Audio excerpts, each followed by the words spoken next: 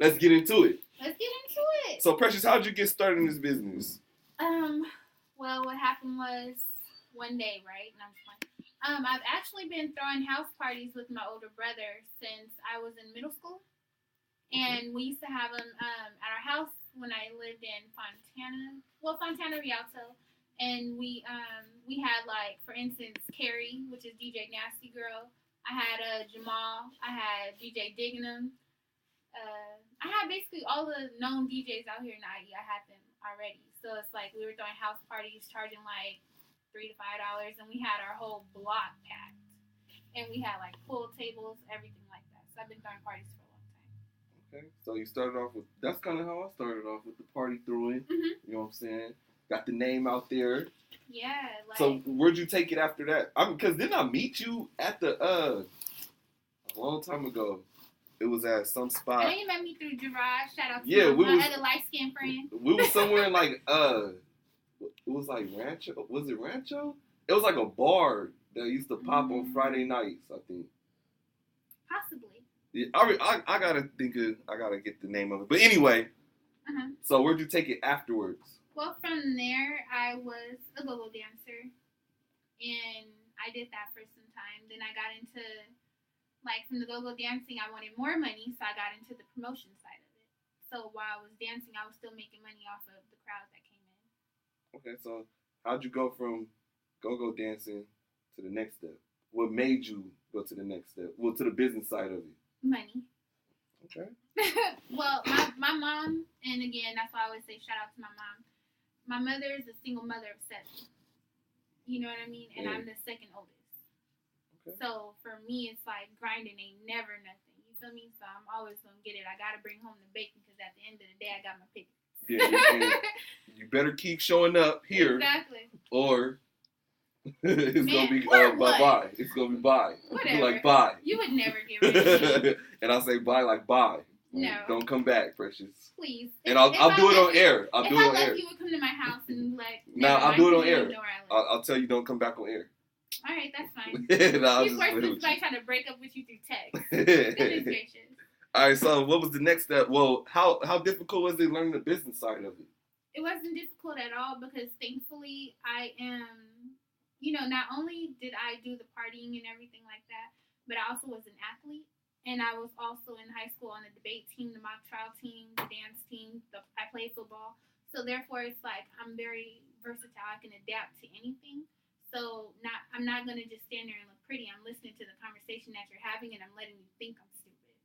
Like, my name before was Miss Dainty. Everybody swore I was just this dainty girl, but nobody actually knows about their certificates and degrees and everything I hold. So you have degrees? I got my shit together. But it's just like, I like to play the dumb role because it's like they see big boobs and a pretty smile or whatever it is. You know what I mean? And I just like when people think that about me. You like that? I do. You like that? I like that. Okay. I guess, because I actually have a year left and then I'll have my bachelor's degree. And then I'm also going to go into a master's program. Because, see, with me, it's the opposite. Like, you know what I'm saying? I don't like people see this fine, light-skinned young dude and they think a lot of things, you know what I'm saying? So I don't like that. Don't judge me. You know I mean, at the end of the day, it's like somebody calling, no disrespect to any other woman, but it's like somebody calling you a bitch. I don't get offended because that's not my name. That's not who I am. Exactly. So it depends on what you answer to. Okay. I feel you on that. Way to set the record straight. You know what I mean? So, yeah, you may see me out in my short suit, like short and, everything's hanging out, but it doesn't really mean that I'm any less of a woman or any less of a person. It's just, okay, this is going to catch your attention, but this is also going to give me money. So thank you. Okay, I feel you on that. Sex sells.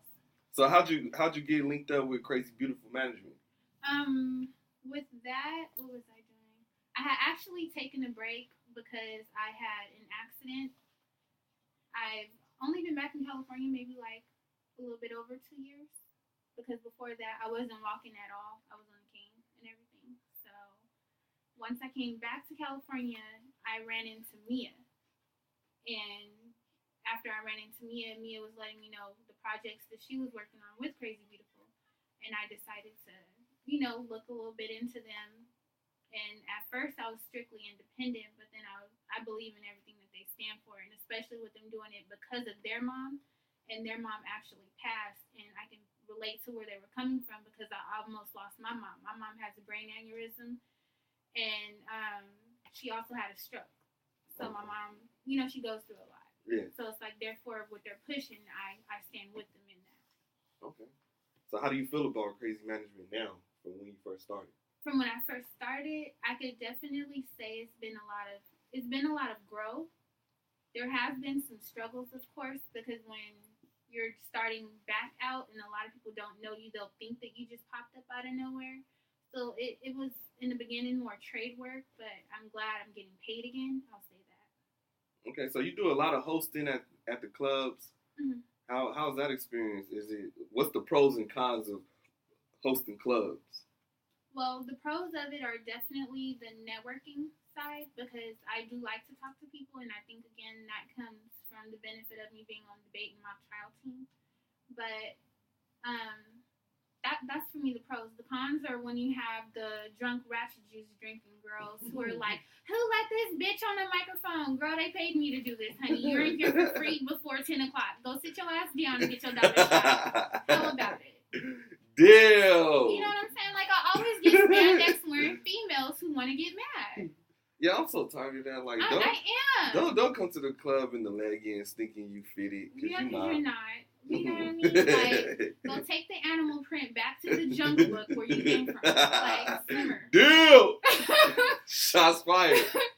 No, I'm saying, like, the animal print, like, you know, it's not that serious because when I'm out, regardless to what I'm doing, I can honestly say there's a lot of connections I've made for people, and I'm sitting in the background. I don't ask for no recognition. I'll plug anybody. I'm cool as hell, but I always have that one female who just had too many buzz balls and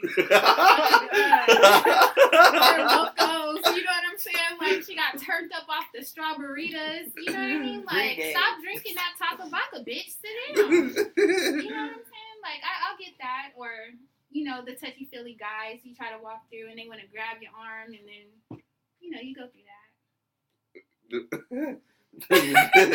The main thing that I can't stand that dudes do at clubs, man. Dudes, we gotta, you know what I'm saying? I gotta get on the dudes too, man. But we gotta stop doing this. When a girl don't want to talk to you, you don't gotta get mad and get disrespectful. Oh, like they were like, "Hey, come here." The girl keep walking. Fuck you, then, bitch. Yes. You're like, damn, man. Why does it gotta be like that? Like, okay, I had this one guy. He was like, "Damn, you cute." I was like, "Thank you." He's like, "You look good for a dark skinned girl." I said, "Oh, I appreciate that. That's kind of what happens when two Negroes get together, you know." And then he's just like, "So let me get your number though, boo." I was like, "Oh no, I'm okay." "Fuck you then, bitch. You got braces anyway." I said, "Hold on, homie. At least I can correct my smile. I have a job with dental insurance. Would you like me to put you on?" Like, simmer. You know what I mean? Yeah, man. Hey, you told me a funny story earlier. DJ Goonie. Shout out to DJ Goonie. DJ Goonie told you to post something. Western Conference. Yes. He said, "Fuck DJ Goonie." So one of his fans got at you like, "Hey, bitch." Yeah, don't say fuck the homie. Hey, I be trying to tell people how crazy our job is, man, but people don't be believing me. Like, I tell them about some of the interviews. So once you go ahead and let them know, working here at Hip Hop Talks, what's some of the craziest moments you've encountered with me so far? I would say the cockiness coming from people who are still at a humble level where they should be. You know what I mean? Like, we get a lot of artists who come and they're smelling their piss and they definitely have not even taken a shit yet. Other than that, I would just say, you know, we've actually had a lot of good people though. Yeah. Like, other than those few that I really know like. What interview was wild? Which one? The SPs. The SPs. I was gonna say, because like nobody has topped their interview. I'm sorry. Shout out to everybody who's come through, but the SPs had this mug like rocking. I love their energy. They buy some freaky stuff. I'm telling you, they had me wanting to go to Toy Box. Damn. Seriously, I need to step my sex game up. Talking to them, they were talking about. Never mind. Yeah. If you tuned in, you know what they were talking about. You know what I'm saying? Us as a host, we gotta keep it rated R, precious. We gotta keep it rated R. PG-13. TVMA is in here. All right, so How do you feel about Hip Hop Talks as a whole, since you're a part of it now? Don't say the now part, okay? Okay, highlight. I understand. You know what I mean? Why don't you go ahead and tell, first off, go ahead and tell the listeners everything I had to go through to get you on this damn show. He went through a struggle. But you know what? Again, that plays into I'm not going to take you serious until you take yourself serious.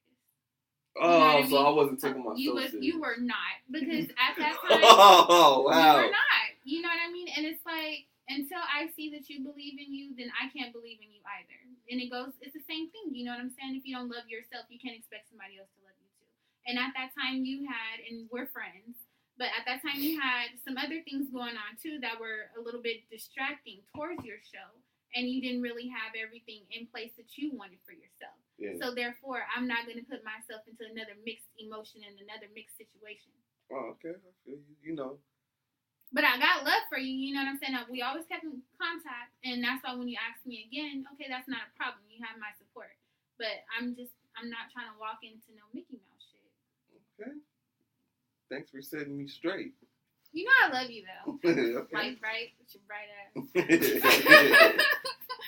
But other than that, I mean, with Hip Hop Talks, I definitely have faith in what you're doing, and I can't wait for you to hand me my $1 million. And shout out to Precious. Today really told me that she got faith that I'm going to get $1 million. Like, I can't wait till that day. Because I got some unpaid bills. Yes, you do. And mine's not one of them. Because let me tell you guys. I got everybody calling me. I got to turn my phone off at 10 o'clock in the daytime. On Tuesdays and Wednesdays. And he has both of my off days. Both. So that's love. Man, I appreciate it. You better appreciate it. So who's some of the people that... you think we should get on Hip Hop Talks coming up in the future? That's kind of hard because it's a lot of people that I can think of. I really, really, really am looking forward to Disco Boogie coming on. You know what I mean? Because I appreciate his music. You know, it is like that little club feel, but he just recently had a video, and I feel like he's more of a comical type person. You know, sometimes.